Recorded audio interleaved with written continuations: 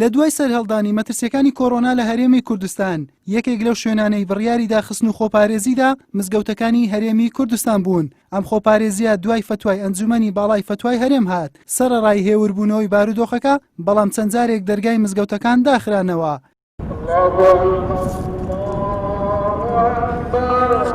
سەرەڕایکردنەوەی دەرگای مزگەوتەکان لە ئێستادا بە چەندین مەرج دەرگاکان کراونەتەوە.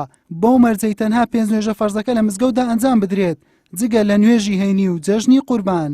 هەمومان دڵخۆشین، بەڵام لەگەڵ ئەوەش کە ئێمە کۆمەڵی تێبینی و ملاحەزاتمان هەیە لەسەر ئەوەی کە مزگەوتەکان کە وا بزانم یەکەم شوێن بوون داخران و آخر شوێنش بوون کە کرانەوە. یعنی بەڕاستی ئەوە یعنی ئەوە ڕەساو دەکرێت کە ئەو زۆر گرنگی بە ماڵەکانی خوای پەروەردگار نادرێ.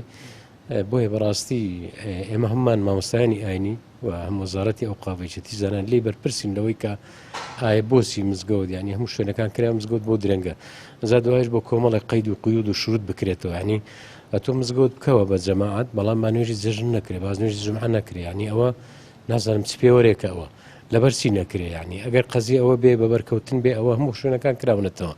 خۆ مزگەوتیش باشترین شوێن و پاکترین شوێن یعنی شوێنێکە کە شوێنی عیبادەتە خواپەرستیە. بۆ ئێمە داوا دەکەین ئینشاڵڵا ئەمە یەکجاری بێ و جارش کە ماڵەکانی خوا دانەخرێ بەڕووی نوێژخۆناندا. لەبەرەوەی ئێمە کاتێک کە تووشی کارە ساتەکان دەبین دەبێت پەنا بۆ خوا بەرین جەل لە جەلال و بەکردنەوەی دەرگای مزگەوتەکان بە مەرج و چەندین ڕێنمایی هاوڵاتیان و نوێژخوێنان خۆشحاڵی خۆیان دەردەبڕن و ئەوان پێیان وایە مزگەوت یەکێکە لە شوێنە خاوێنەکانی سەرزەوی دەبوو حکوومەت پێش شوێنە گشتەکان دەرگای مزگەوتەکانی بکردایەتەوە. الحمدلله لەخوای بەزیادی بێمە تەبانە ڕێ وەڵام کەیف خۆشمەوە زام ئێستا دنیا هەموو ئیمنام هیچ دنیام نایە بەس مزگەفتم دێ ئەدی لەوەی خۆشتر دەرکەی ماری خوای ئەو مارێ خوا خاڵقی مەیە.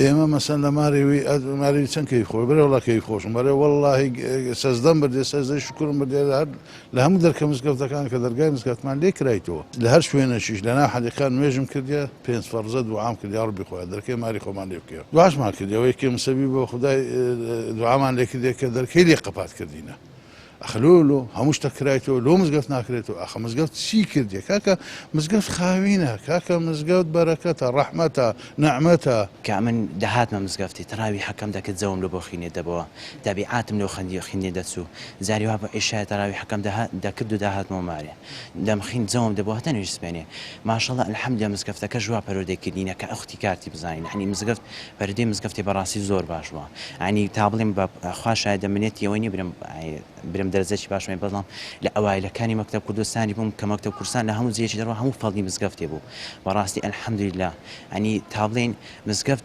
بەڕاستی جێی هەموو شتێکی لێ فێر هەست ئەەکەم دڵخۆشترین کوڕم لەسەر ئەرزێ ئەنی بەڕاستی هەست دەکەم کە ئەمڕۆ نوێژەکەم کرد تام نوێژەکەی کرد ئەنی کە بەڕاستی بەتەنی دەم کرد ئەو تام و چێژەی نەبوو ئەنی کە ئەو نوێژ دروژەی کە ناو نوێژی جەماعەت هەیە بەڕاستی کە دەکەینە شان بەشان بەڕاستی شتێکی گەلک دڵخۆشکەرانەیە. بە بڕوای مامۆستایانی ئاینی و نوێژخوێنان بڕیاری سەرانسەری داخستنی مزگەوتەکان بڕیارێکی هەڵە بوو چونکە ڕۆژی تەندروستی هەموو ناوچەکانی هەرێمی کوردستان وەگێک نین. ئەوەشی زیاتر ئەوانی نیگەران کردووە حکوومەت دەکردنەوە و داخستنی شوێنەکاندا جیاوازی زۆری کردووە ئەگەر نا بە هەموو پێوەرەکان مزگەوتەکان لە ڕووی تەندروستی و خۆپارێزیەوە لە پێش زۆربەی شوێنەکانن. حوسێن محەممەد کەناڵی ئاسمانی پێام هەولێر.